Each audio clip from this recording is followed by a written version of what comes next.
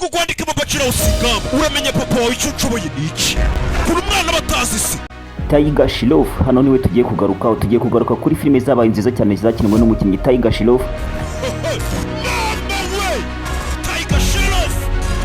Filime duhereyeho ku mwanya wa mbere yitwa Singamo Again. Iyi ni filime nziza cyane irimo ibyamamare bigiye bitandukanye nka Akshay Kumar mwamenyereye muri filime yitwa Suryavanshi. Iyi filime kandi irimo icyamamare muzi nka Jackie Shiroff ari we se wa Shiroff.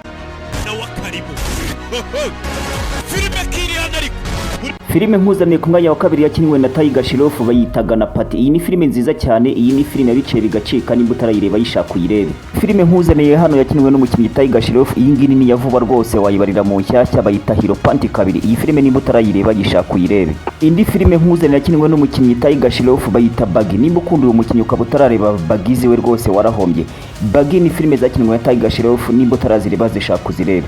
Niba ukunda umukinnyi Shiroff ukaba utarareba iyi filime War, iyi ni filime nziza cyane yabice bigacika cyane ko hanasohotse kabiri yayo. Iyi ni filime nziza cyane yishaka uyirebe. Indi filime nkuzaniye nziza cyane yakinwe na Shiroff bayita Muna Mike. Nimba utarareba iyi filime ukunda Shiroff waracikanwe rwose warahombye.